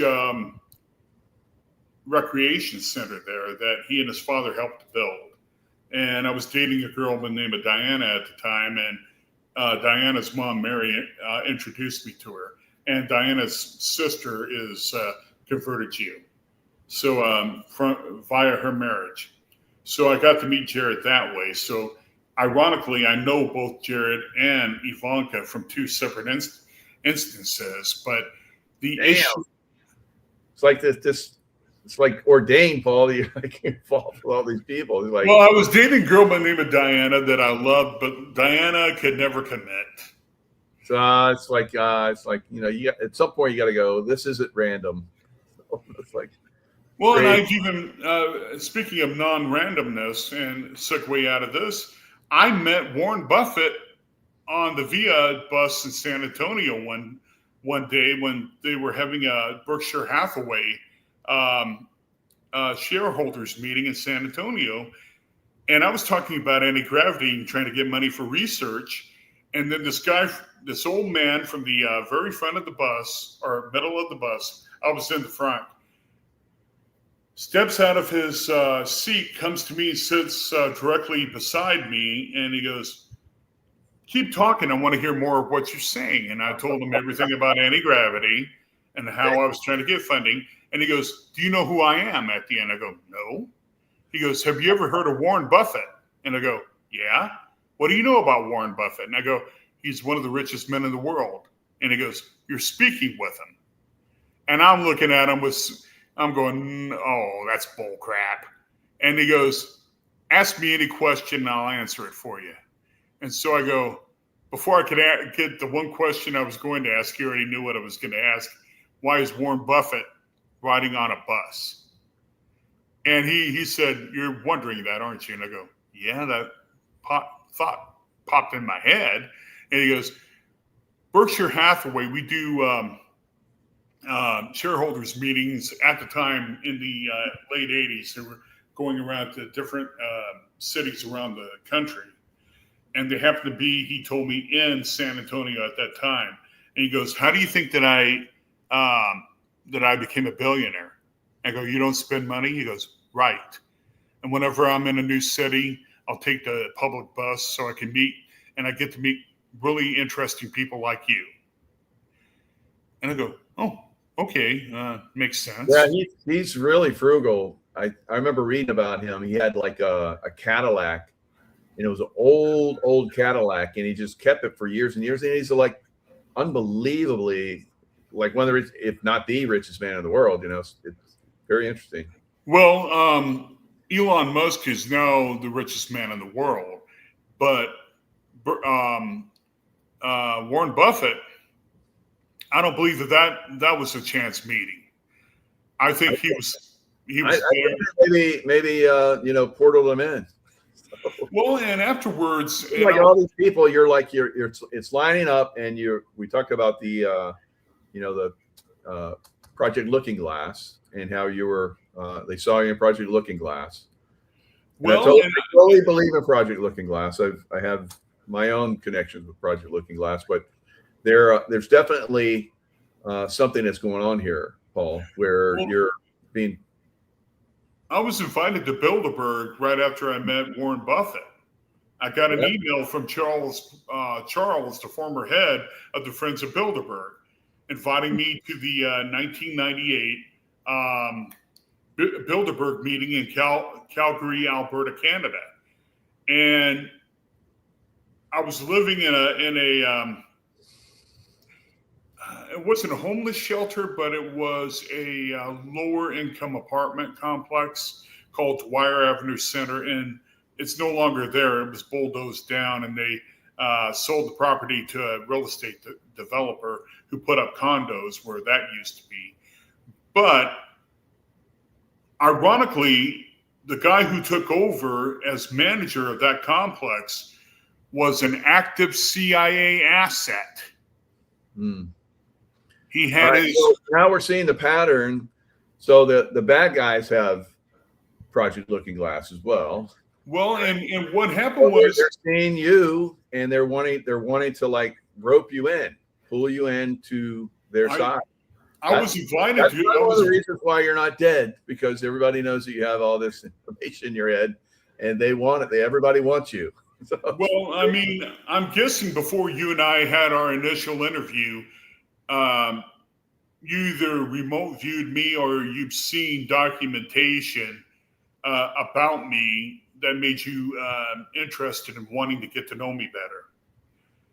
And well, we have a mutual acquaintance which basically told me about you, and that's what really. Yeah. Ron put it this way to Ron Pandolfi put it this way to my brother-in-law, Patrick Fuse. Patrick was, he's a drunk and belligerent old fool. Mm-hmm. Patrick started giving me a hard time, and then Ron sent him a text. And Ron screenshot the text and sent it to me saying, Paul has been a national security asset for decades. And he's living a life of poverty for his own protection. And I'm looking at it and I'm going, if I had the money, I could hire a protective detail and I wouldn't have to live in poverty anymore. But that's how they arranged it, Michael. It's all about control, about controlling the situation. But I've talked to people, former Navy SEALs, who were obviously sent to look after me. Yep. Go ahead, please. No, I was just agreeing with you. Yeah, I could see how that would be. Lieutenant Colonel Michael Aquino. Oh, wow. I knew Michael. Incredible. Michael was sent by Michael Aquino. He went by a fake name. When I knew him, he lived with me for a while. But he was sent by President George H.W. Bush. It was right after my termination from NASA, to find out what I knew, who I was talking to, and to take executive action out on me. He told me this, Michael did. Yeah. And I said, well, what's going to happen to you if you don't carry out what you were told to do? He goes, I'm not worried about it. He goes, I know where the bodies are buried, and I buried a few of them myself. And he goes, don't worry, you are protected. And if you know anything and he went by Daniel David Moore when I knew him. But if you know anything about Michael Aquino, He was not only a member of the Army's psychological operation, he was one of the founders during Vietnam, but he also worked as part of the covert security unit for the National Security Agency. And you know about them, you know about who they are, if I'm correct, right, Michael? Can you hear me, Michael? Okay, good. Do you know about them? They are, for all intents and purposes, the Men in Black. The Men in Black are not an extraterrestrial defense unit, but they are gatekeepers on technology and on covert intelligence. I met two of them when I worked at NASA in the cafeteria, and they would come in every 2 weeks to watch me. And as soon as they would come in, my coworkers wouldn't talk to me for like 4 or 5 days afterwards. They shut up, clammed up. I didn't know who the guys were, but they did. And I didn't find out about them until after my termination occurred. And my friend, Ron Jeffries, who was a former sergeant who was part of the security detail at NASA, told me what happened. He said that they thought you were a spy. And I go, why? He goes, you're highly intelligent, and why were you working in the cafeteria? What they didn't know is that I wanted to work for NASA, but because of my disability, I wasn't able to become an astronaut. So instead, I wanted to do something to where I could be in the area that I wanted to work in and I loved. That's as simple as it was. I wasn't a security threat and all. And even Michael told me, he goes, I know you're not a security threat. You are a patriot, and they needed you to really work for them. But instead, not only were you rejected, but they were going to kill you. He put me under protection. Not only that, but that protection bled off later on to what happened when I was being surveyed in San Antonio, Roswell, New Mexico, when I lived there in the early 2000s, and even up until recently. So, and that's where Ron Pandolfi came in. Ron was tasked back, from what he told me, back in '84, when I was a teenager and coming up with designs for a stealth helicopter, to not to contact me at that time, but to have a team do surveillance on me, because of the fact that they were wondering how in the world did I get the information I was getting. And so they believe that I'm a psychic intuitive, and they believe that I have the ability to glean information from the ether, so to speak. And I'm able to obtain information, even classified. And that's why they thought that I could remotely view things, because unlike other people, I don't have to be trained to be able to see things. It comes to me naturally. Mm-hmm. And can I ask you this, because I know it happened to me, and let me ask you this, Michael. You are a remote viewer. Have you ever remotely viewed through the mind of another individual and seen what they saw? I've never done that because I think it's against, going against somebody's will. I would do that if I asked them, their higher self, if I could do that. I believe in that, but I've never needed to. But that's a good idea. Some of these people. No, I mean, I do that naturally. Oh, okay. But what's funny is, when I do it, I'm not there at the time frame or time reference that the actual event is happening. Mm-hmm. I project it into the future. I can see it through other people's eyes. Gotcha. And then it happens later on to them. And initially, I think it's me that I'm because I'm thinking that the person is me. But then later on, I found out that it's not me. Somehow I see it through their perspective. Yeah. I see what you're saying now. Yeah, I do that. I project into the past and look through people's eyes. Everyone that I've been involved with in their past lives. And I've never really done it in the future, though. So that's an interesting concept, to go into the future and see that I can see things in the future but I haven't gone into people in the future and look through their eyes or whatever. Well, and I don't do that intentionally, and it just comes to me in a dream state. When I get into a REM state, I'm able to tune into that, and it goes back to when they did, and I explained this before in the previous interview. It goes back to the time when I was a kid and they ran the Zener card test on me, and I missed every one of the cards, every one of the symbols, but when they tally up when they did the tally of what I had done, they saw that I was 5 ahead of the sequence, which means I'm highly precognitive. Yeah. And the U.S. intelligence community has known this for years. And that's why they accused me of, and I ended up talking with Ron Jeffries about it. They accused me of remote viewing the information I gleaned for the electromagnetic pulse reaction engine. All I know is that it came to me in a dream, and psychically, thought came into my head: wake up, draw this out, write down what you see. Because I saw, not only did I see the drawing, but I saw detailed writing on what this device would do. So I sat down, I woke up, got a piece of paper, started drawing out what I saw and writing down what was written on the document. And I didn't even think the idea would work. But when I talked to an engineer about it, that's what led to my termination, is because they said I talked about sensitive, compartmentalized information.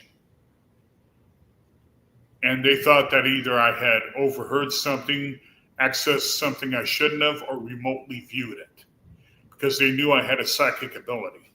Yeah. And that's why I cannot go anywhere near, and Dr. Brandenburg told me this, that I can't go anywhere near a classified government facility because they're afraid I might be able to pull information. But here's the ironic part. I don't need to be there. I could be 100 miles away from any facility. Oh, yeah. But if I tune in, and my mind will focus, even if I don't consciously do it, my subconscious will, and I could focus in on a idea or device. It'll come to me directly in my thought process, and then I can jot it down. So I don't need to be physically there in order to obtain the information. I don't need to be in the general vicinity, because psychically I have the ability to draw the information from a higher dimensional realm, if you want to use that term. And that's the best way to. Yes. Yeah. As long as you're approaching it from that, you're safe. And yeah, the negative ones try and manipulate us, people with these skills. So we have to be very careful. And that's why I don't get into people real time or in the future. I can go in the past and I just do whatever I want in the past. So they don't see no problem with it. But as long as I don't disclose something that they've been hiding, but they can't hide too much in the past these days. So many of us have been disclosing so much of their stuff. It's free game at this point. Well, here's something I want to bring up to your audience right now. A lot of what we're talking about you might think is fantastical or beyond belief. I've learned right now through my life and the experiences that I've went through that you can't chalk up everything to crazy or aloofness or whatever. We are, even our own lives, every individual is an interdimensional being, because we have a soul and a physical vessel we call a body. The reason why you have psychic abilities is because you have a spirit or a soul that's connected to a higher dimensional level. And I call that, and I believe that that's connected to God or to the spirit realm. We do have that connection. Yeah. Now we can choose to sever that connection or not, It's up to us. But because of our biology and our souls, we have that way to interface with higher dimensions, which allows us to draw information from that. We are the human mind and the human soul are the ultimate computer systems, because not only can we assess or access information from what we're doing, I'm looking into my computer right now, into the camera, but we are trained, whether we be trained or not. Right. Everybody has the ability to either learn to do it or a natural ability like I have, and I believe you have, Michael, to tune in to that information that surrounds us. We just everyone that's listening and pay attention, this is probably some people are going to check out because they just don't want to comprehend this for whatever reason. I don't know. Or maybe their souls are not ready for it, so they just sign out. But for everyone that's still here, everyone has this ability. Genius level is not just like you're born with it and you just have like a genius computer mind. It's you're tapping into these higher realms, and we all have that ability. And Paul is an excellent example of that. So he's. I didn't realize you were this deep, Paul, but it totally makes sense. I mean, I got first show, I got little hints of it, but now I understand you on a deeper level. So, and again, you have had these encounters with people because they are trying to set things up. So it's very interesting how it works out once you start to see that. It's not just some simple coincidence. I met, Ivanka Trump and Jerry Kushner, and no, it's incredible. There's probably a lot of other people that you met that you didn't realize who they were, but that was an arranged meeting.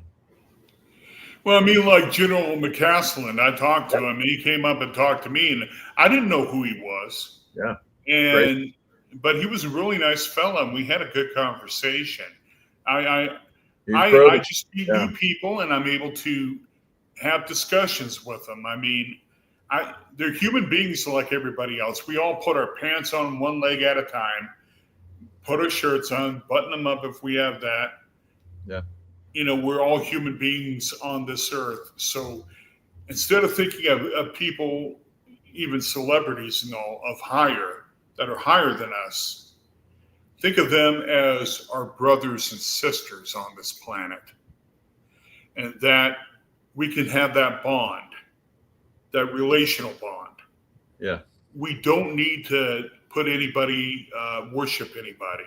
I believe that we need to worship God, but we can love one another. And that's what I want to, try to end the conversation with. I don't know how much longer you want to go, Michael, but I want to tell everybody, since we went into all this other stuff that is in the dark realm, let's get light now. We need to learn to love one another. We need to learn to forgive each other our trespasses. We need to learn to connect with one another, not only in the physical realm, but in the spiritual realm, knowing that we are all each other connected in the higher spiritual realms, and learn to love one another and learn to help one another and stop being so angry with other people. Yeah. And quit the wars. Let's start trying to live in peace. We need to stop that. People have said I'm a humanitarian. I've never taken that moniker myself, but we need to learn to work as a unifying and unify. Oh yeah, by the way, you're right. It's all about love and forgiveness. We have to learn to love one another. Yeah. And stop being so angry. My goodness, man. Don't you think that we projected enough negativity? Absolutely. And if I were there right now, Michael, with you and Tracy Joe, I would give you guys a big hug. Oh yeah, absolutely. Yeah. And that's what we need. We'll give a etheric big hug to the audience. Yeah, right here. And So, for the audience, here's my big hug as well. love and forgiveness. I had a really nice discussion with a Jewish family last night at dinner, and we just had so many similarities, even though their cultures different from ours. They eat food differently, but otherwise, I'm getting chills right now because it was like an incredibly beautiful experience, having dinner with them. And we have all of us have similarities, and we just have to learn to, like somebody made the comment, learn to love and forgive. And once we get to that point, then the wars will stop. But until then, we have people killing each other for power, for money, and control. And somebody's getting out of line, so we got to kill them. That's ridiculous, absolutely incredibly ridiculous. Well, and Michael, I'm a Christian, and I refer to the Bible a lot. I hope your audience doesn't mind this, but one of the key tenets in the New Testament states, "For the love of money is the root of all evil." Now, you can use that even universally. It's because people love money. It becomes an idol to them. But whenever we stop loving money and start loving our connective family and loving them, if they need help, we help them. We don't ask questions. If a person's homeless out there, you may say, well, they have a drug addiction or whatever. If we don't show them love, then how are they going to learn that they can fight that and overcome that if they're not loved? Yeah.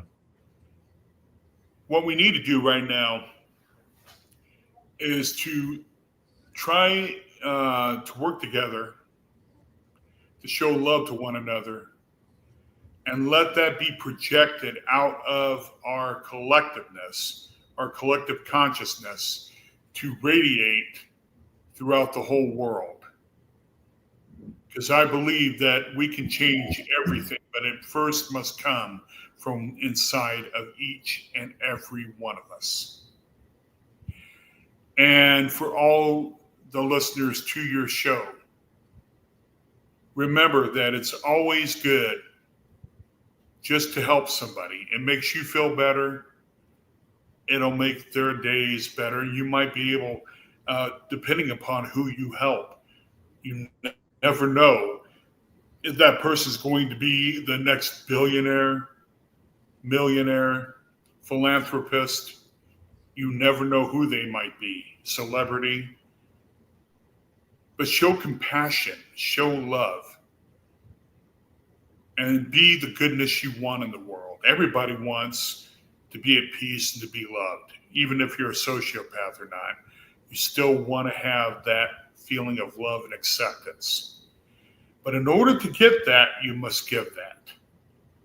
And I'm sorry about going off on a tangent there, Michael, but I felt the need to be able to share that with people right now. Yeah, that's beautiful. Beautiful. And it's a great way we can, end it on a very, very positive note. Somebody was like, maybe they don't have to go see a love romantic movie now. So hold it here. Wait. I'm going to pretend like I'm watching a romantic movie. Oh, okay, sorry. But there you go. Also, may I invite people to go and buy my book? It's still for Absolutely, sale. Yeah. I'll get the link to Michael again. It's for sale at a discount from directly from the publisher. I'll give you the discount. It's for sale until January 1st. And I'll get that link to you. And you can help support me even through my GiveSendGo account again. It's still up and running if you want to go ahead and donate. And Michael, I think, still has that content or that information for that. And you can reach out to me if you want to email me at rickp3011@gmail.com. And if any of you need prayers or any uplifting messages or whatever, please email me and I'll be more than willing try to pray for you or to give you something that'll help make your day much brighter. Thank you. Oh, that's great. Well, thanks, Paul. It's been a great show, great insights, a great discussion, great way to end it on the love note, and look forward to your success in the future. Hopefully, those technologies that you know so much about will actually be able to come out. And so, well, can I share one more thing before we go? Sure. I'm not going to mention the name, but there's a listener to your show who was helped to donate to me, who's an engineer who's working on building my prototype right now. Ooh. And what I hope to have, hopefully in the next 2 months or so, can we schedule a time within the next 2 to 3 months for me to come back on? Because what I hope to have then is a video of the test of the device. And not only for it to levitate off a table, but the more exciting test will be for it to levitate in a vacuum chamber. Wow. Okay. Very interesting. All right. I'm looking forward to it. All right, Paul, stay safe out there. Stay in the love vibration, and look forward to seeing you next time. Make sure you give me those links so I can get great books that you have, and look forward to having you in the future. Thanks. Well, God bless you and have a good day, my friend. God bless you too. Thank you. Okay. Goodbye.